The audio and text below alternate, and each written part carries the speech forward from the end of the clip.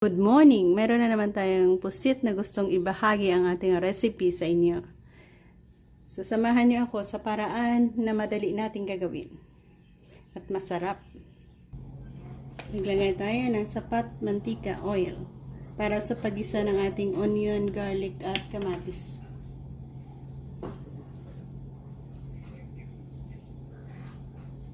Onion, garlic. Next, i-add natin ang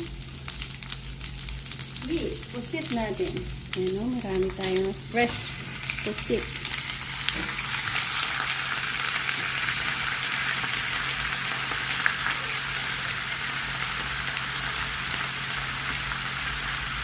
Pinamatisang pusit, kamatis na madami.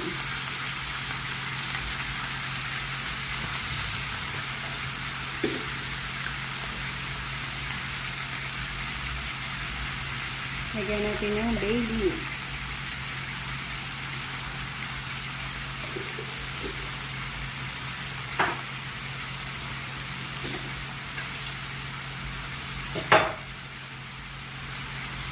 Mag-add tayo dito ng paminta, black pepper.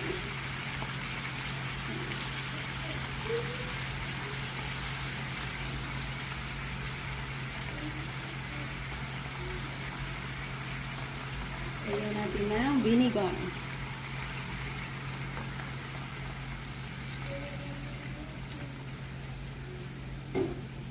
Ng soy sauce.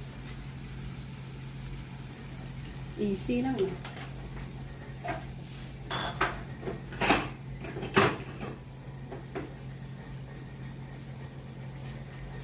Sugar.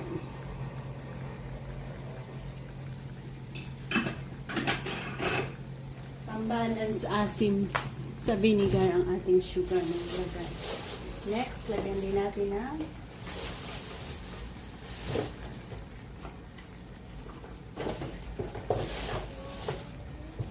oyster sauce. Complete na siya. So, meron tayong oyster sauce, meron tayong soy sauce. Yan, enough yan para sa pagpapaalat ng ating oyster sauce na gamit natin.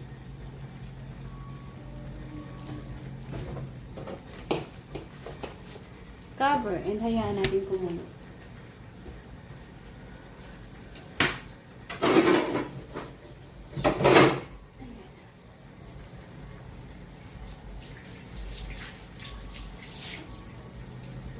Magtutubig lang yan.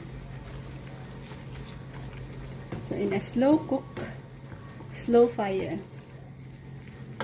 hayaan natin magtubig at papasok yung mga pampalasa natin dyan.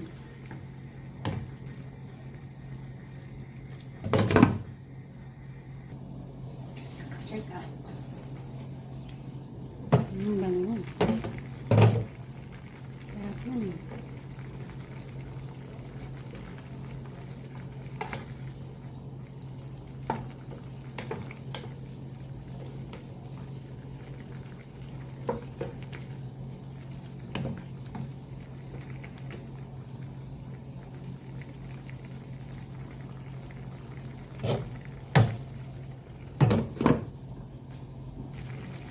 Yan, dito na tayo mag-e-end. Isang simpleng pamamaraan ng pagluluto ng ating kinamatisang pusit. Thank you for joining me.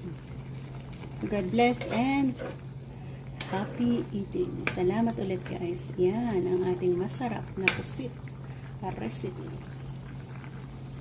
Magla-last touch tayo sa sili. Yan, thank you guys.